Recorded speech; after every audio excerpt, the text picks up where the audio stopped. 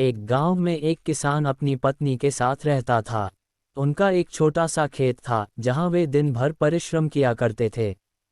किंतु कठोर परिश्रम के उपरांत भी कृषि से प्राप्त आमदनी उनके जीवन यापन हेतु पर्याप्त नहीं थी और वे निर्धनता का जीवन व्यतीत करने हेतु विवश थे।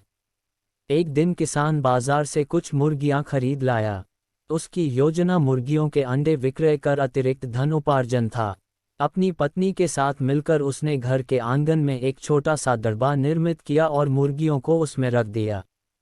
भोर होने पर जब उन्होंने दरबे में झांक कर देखा तो आश्चर्यचकित रह गए। वहां अन्य अंडों के साथ एक सोने का अंडा भी पड़ा हुआ था। किसान उस सोने के अंडे को अच्छी कीमत पर जौहरी के पास बेच आया।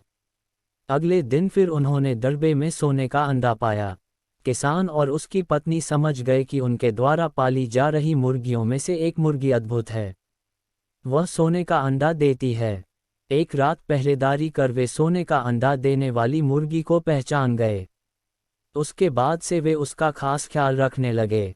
उस मुर्गी से उन्हें रोज सोने का अंडा मिलने लगा। उन अंडों को बेचकर किसान कुछ ही महीनों में धनवान हो गया। किसान अपने जीवन से संतुष्ट था, किंतु उसकी पत्नी लोभी प्रवृत्ति की थी। एक दिन वह किसान से बोली, आखिर कब तक हम रोज एक ही सोने का अंडा प्राप्त करते रहेंगे? क्यों न हम मुर्गी के पेट से एक साथ सारे अंडे निकाल लें? इस तरह हम उन्हें बेचकर एक बार में इतने धनवान हो जाएंगे कि हमारी 7 पुश्तें आराम का जीवन व्यतीत करेंगी। पत्नी की बात सुनकर किसान के मन में भी लोभ घर कर गया। उसने मुर्गी को मारकर उसके पेट से एक साथ सारे अंडे निकाल लेने का मन बना लिया। वह बाजार गया और वहां से एक बड़ा चाकू खरीद लाया। फिर रात में अपनी पत्नी के साथ वह मुर्गियों के दरबे में गया और सोने का अंडा देने वाली मुर्गी को पकड़कर उसका पेट चीर दिया।